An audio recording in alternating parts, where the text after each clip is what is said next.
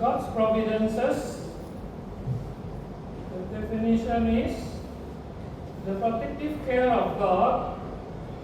All those who don't believe in God, they will say it's of nature, has a spiritual power, and it is sometimes a timely preparation for future eventualities.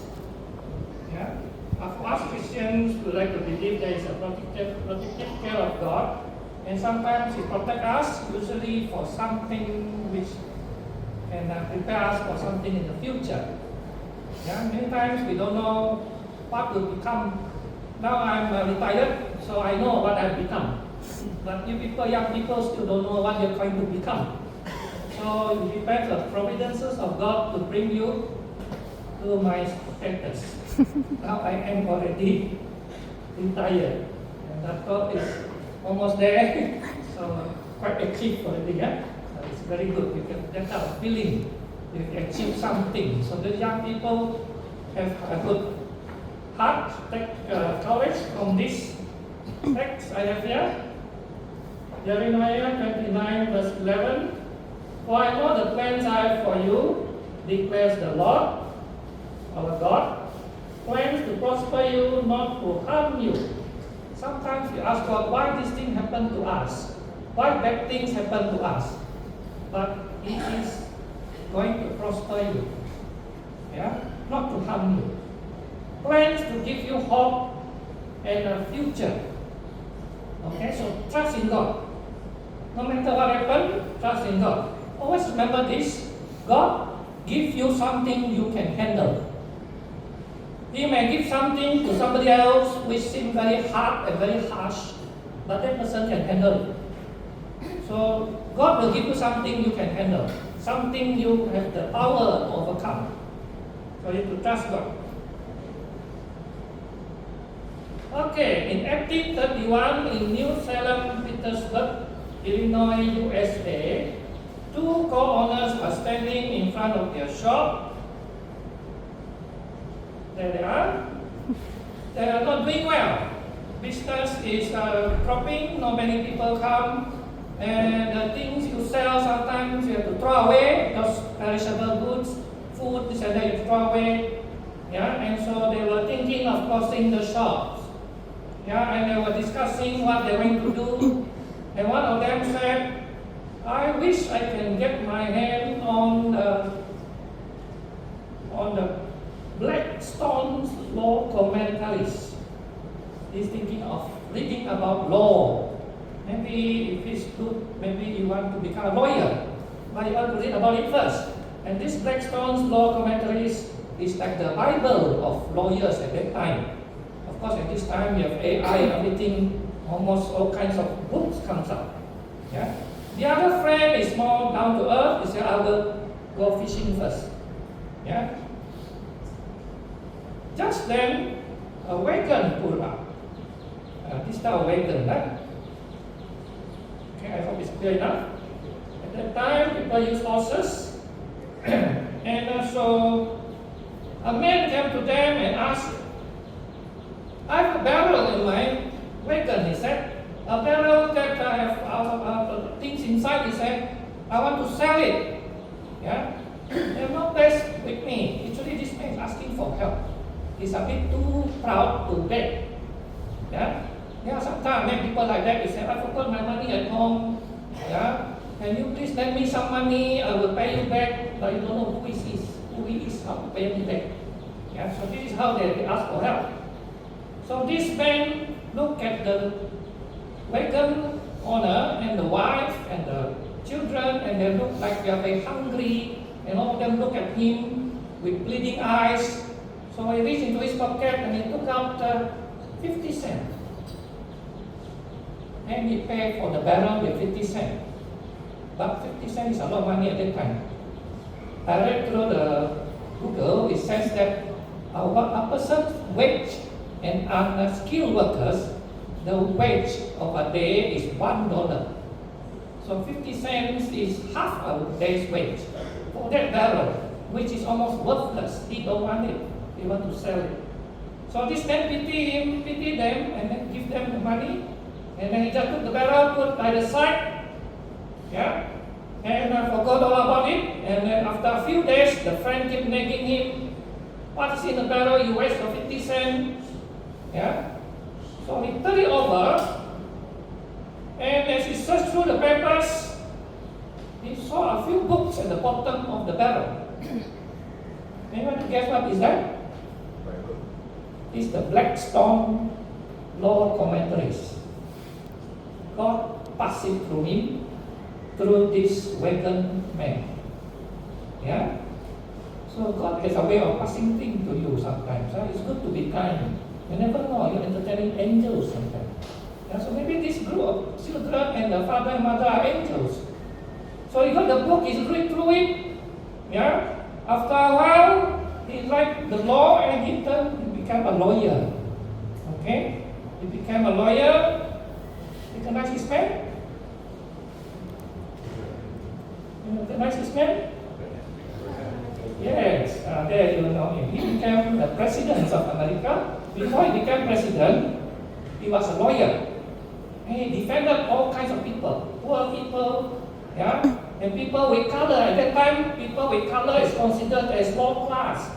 In the South, they were treated as slaves.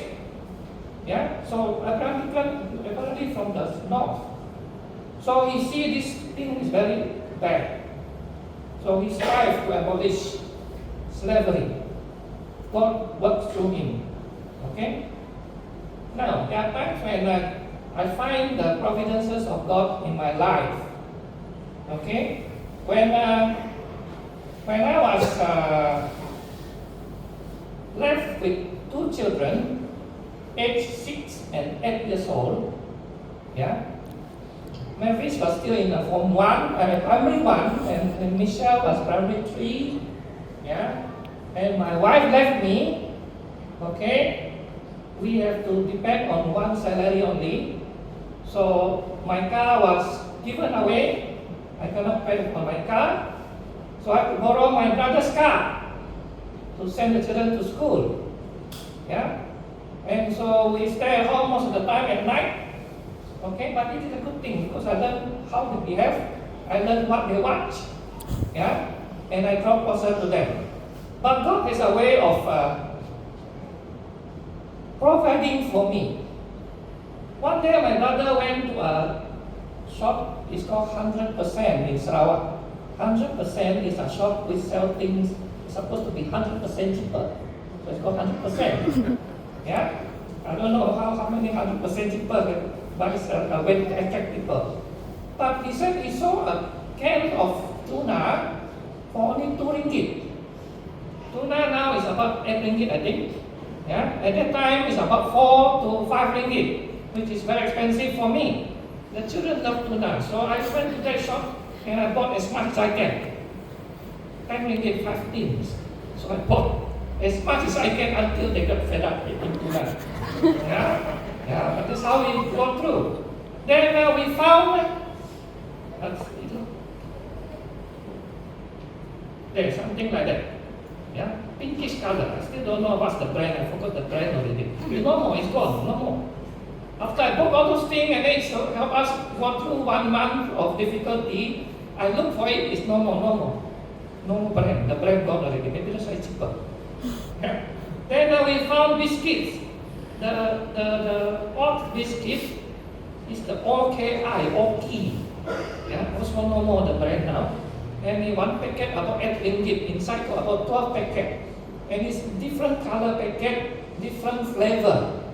It's very good. But then again, I bought as much as I can. After that, it disappeared. Yeah, no more. So it helped bring the children to school. They use the oat biscuit to eat during break time. Yeah. Evening time we have canned tuna and rice. Yeah.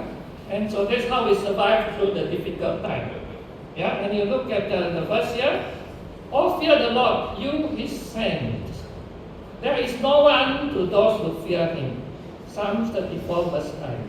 When you depend on God, God will provide for you. There is nothing you want more than that. Okay. Okay, now I want to talk about this man. This is an important man. Adventists to know about him. He is an Adventist. Yeah, he went through a difficult life, but there is another story. You want to preach about him, just his life alone is worth a sermon. But I want to talk about him because he is director of Charmed by Darkness. You can find this video in YouTube. Go and look for Charmed by Darkness. It's about a man named Roger Manu who got possessed by the devil and how he escaped from the devil. And so this man helped produce that video. Yeah, he's an important man because he produced all these things and he helps preach about the gospel. And there's another one about don't pray to angels, something like that. Yeah, something like don't pray to angels. Beware of angels. Beware of angels. Yeah, also directed by him. Yeah, also, so he's a very important man in the Adventist circle. So get to know him. So he had a difficult time one time. He was going to run, go jogging, prepare for a marathon. And he reached a place like this. All fence on the both side. On the both side of the, you cannot go left, cannot go right, you just go straight. As he was running, towards the last lap, he saw a cloud coming. Yeah, and this from the devil. The devil has power to turn up the sea. Remember when Jesus was in the Sea of Galilee? The waves almost want to drown the disciples and the sheep, everything. Yeah, Jesus had to come down the sea at the time. So the devil has power to do that. So a storm was coming towards them. Yeah, as they run, the rain started to fall, heavy rain, and lightning was coming from the back. Apparently in US, when a lightning storm comes, it's very bad. Yeah, over here, lightning storm here and there, you just go inside your house, it's okay. But over there, if you're out in the open, it's very dangerous. As they were running, the lightning come nearer and nearer. Yeah, and then a lightning bolt struck about 10 feet away, and there was still no way for them to hide. So this priest turned to his friend and he said, "We are going to die," he said. Yeah, he was just mentioning we are going to die. And just then, a car turned up. A small car. Like Yugo, I'm not too sure. Yeah? It's a small car in the US. A car suddenly appeared beside them and opened the door, asked them to jump in. So they jump in, yeah, and as he drive along, being a very intelligent man, he decided to ask the lady driver, "What is your name?" he said. And the lady driver was driving and then look at me and said, "Mary." Yeah? And he was thinking, why does he have to think before saying her name? If I ask your name, what's your name? You say Mavis. Mr. Chan will say Takun. Yeah? Andy will say Andy. But she had to think first before she said her name. So it makes him think.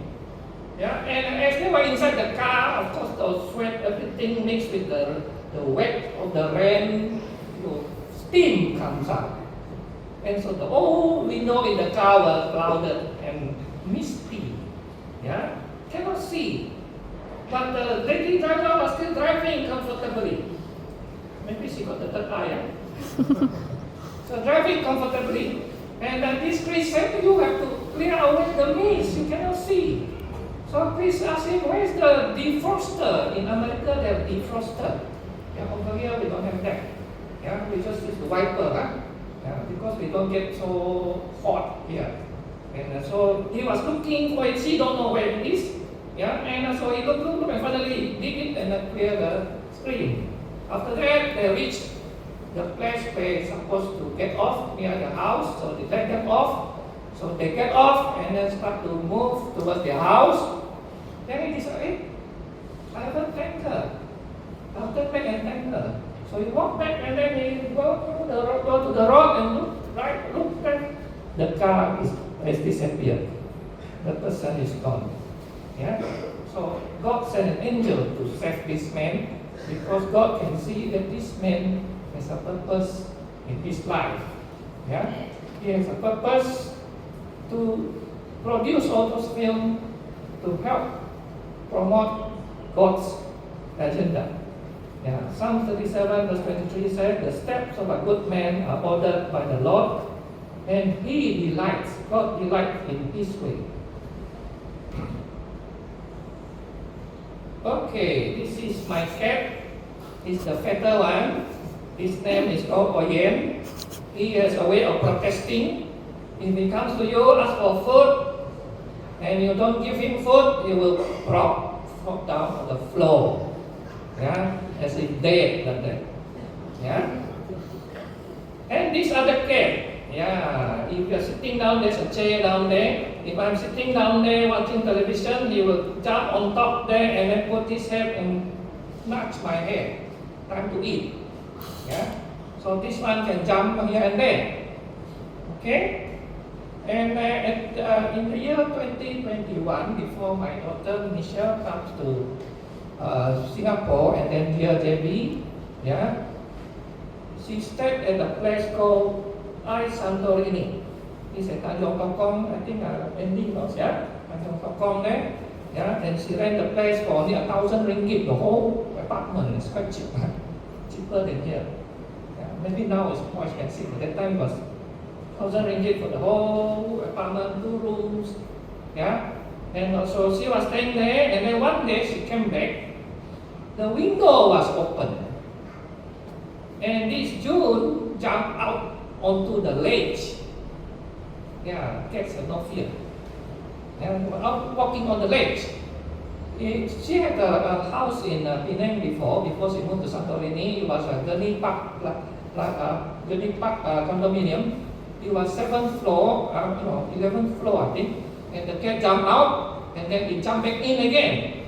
So she asked the cat, June, come back in. And then June went to the other side and want to jump back in. So she pushed the window as far as possible. Yeah. But it will not open very much. Yeah, the new apartment, the window doesn't open very much, even here. Yeah. So as it jumped, it knocked the seal, and it fell. Yeah. The cat started to fall. You know how many floors? She was at the 36th floor. Yeah. And she fell. The cat fell onto the 8th floor. Yeah, onto the 8th floor. There, the 8th floor has a recreational park of some kind. Yeah, and she said she went down to look for it, and she called me. I said, "Have you found him?" She said, "No." I look around. I saw some broken branches, but no body. Yeah, which is good news, right? No body means can move, right? Means can walk away, so it's okay, right? So I said, look some more. So she went back down to look, and found the cat hiding in a bush somewhere, apparently too frightened. Yeah? So God even take care of your animals, even of your pets. Yeah? So it's interesting to know that God cares. Yeah? Apparently he went onto the tree and slide down with the tree. Yeah? And I got a bit of splinter at the back, but that's all. Yeah? Otherwise, it's still happy as ever. There, the one on the left is the one that fell down.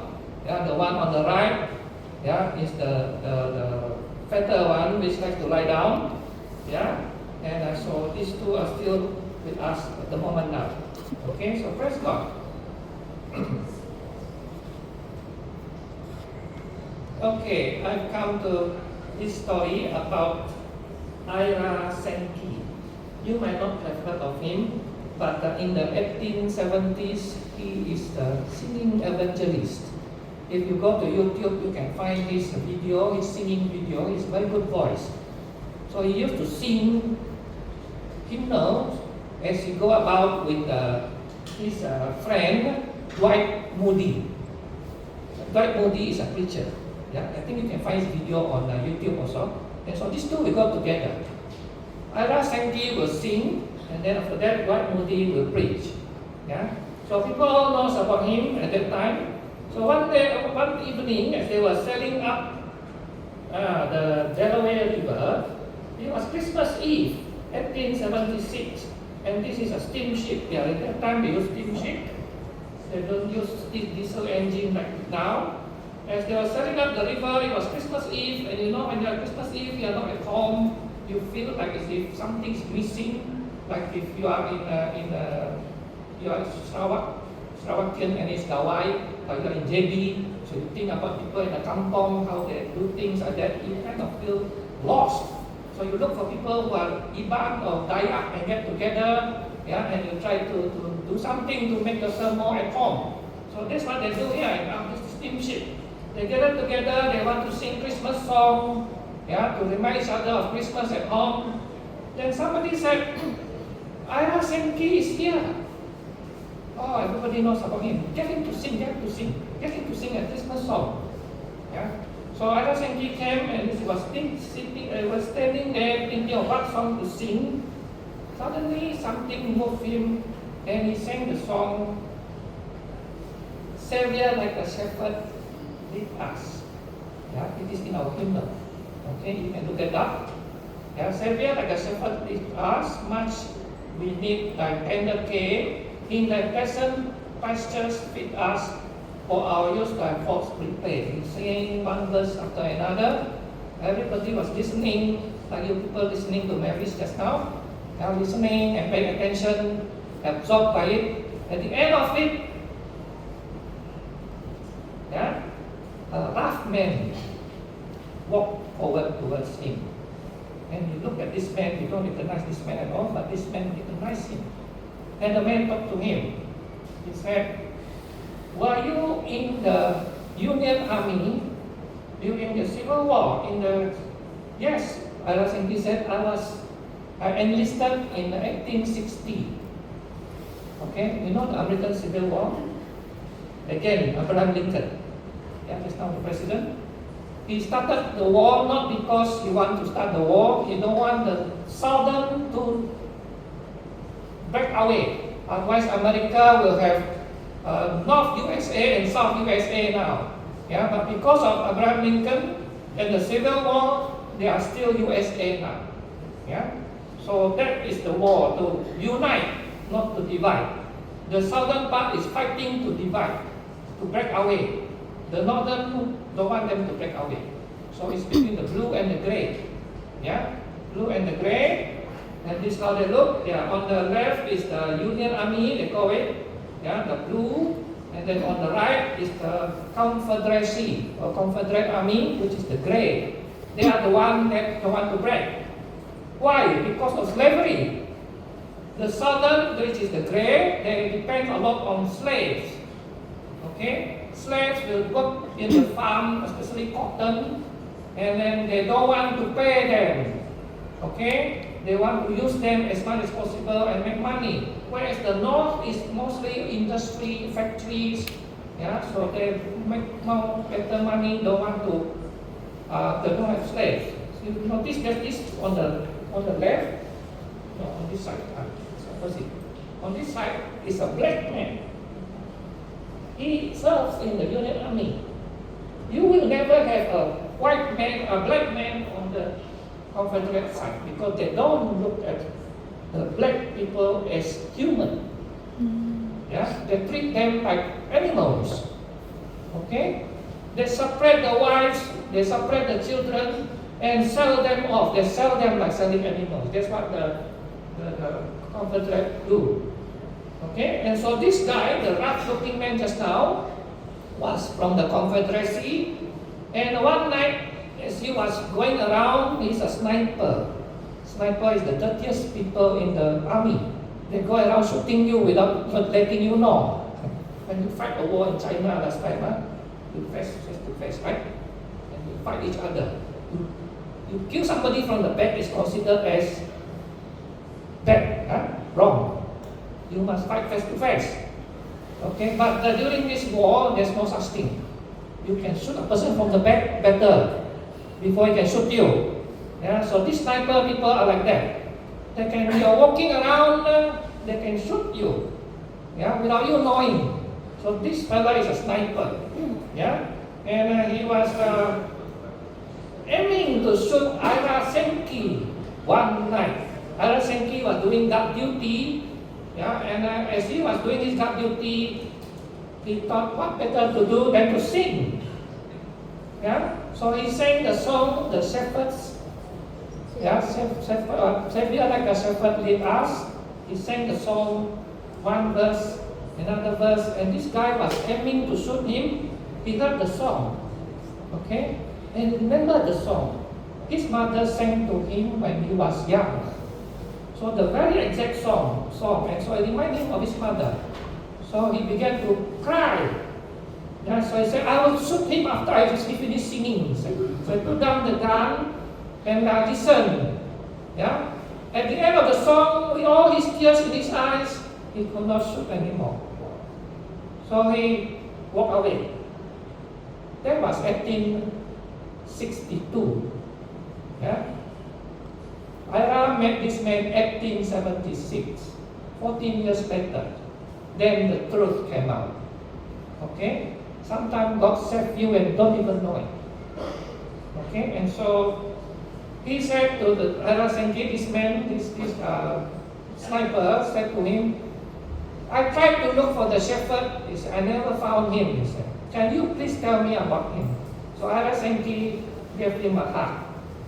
And these two men hugged and lead this man to God. Okay?